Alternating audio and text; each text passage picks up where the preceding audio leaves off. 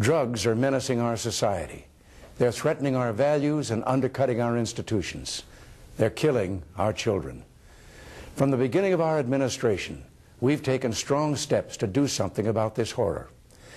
Tonight, I can report to you that we've made much progress.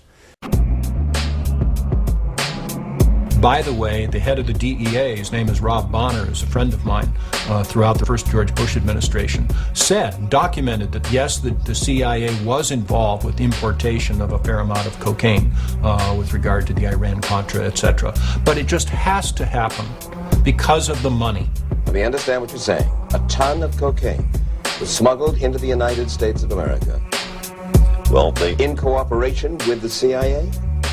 That's exactly what appears to have happened.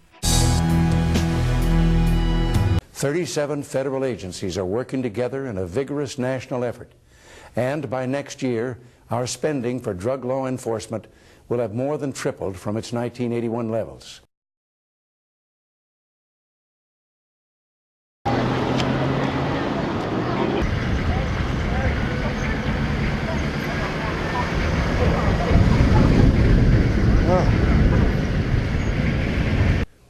We have increased seizures of illegal drugs. Shortages of marijuana are now being reported. In our Gone to Pot series, we've been looking at Colorado's groundbreaking experiment in legalizing recreational marijuana. Last year alone, over 10,000 drug criminals were convicted.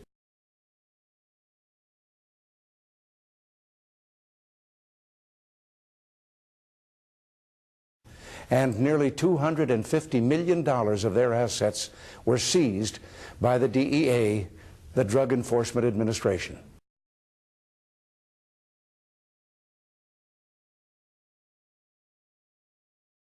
Now, Rick, I guess when you first found out about these alleged government connections into this drug dealing, how did you feel? Didn't believe it. You didn't believe it? No.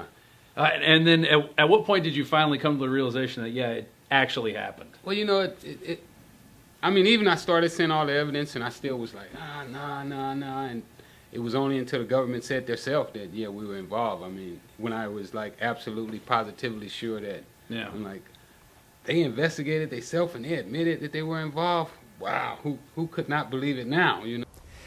And in the most important area, individual use, we see progress. Look at how many people we got gathered at the first annual Ken Gorman Memorial Rally. For those of you that don't know, Ken Gorman was a pot activist that was shot dead in his home while growing medicinal marijuana. All these people out here today are here to support. Amen. In 4 years, the number of high school seniors using marijuana on a daily basis has dropped from 1 in 14 to 1 in 20.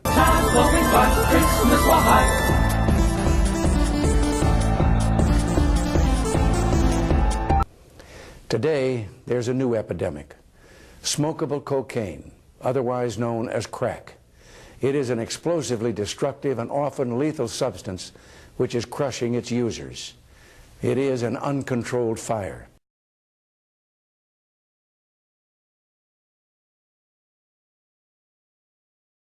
Webb was a damn good reporter.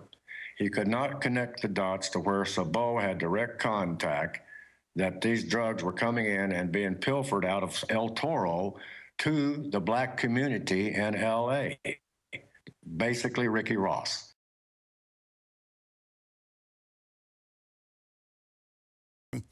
Well, all right, there you are. I mean, you've heard me say this, and I've said it on your program. There is another world out there that the 8 to 5 American cannot even comprehend that exists.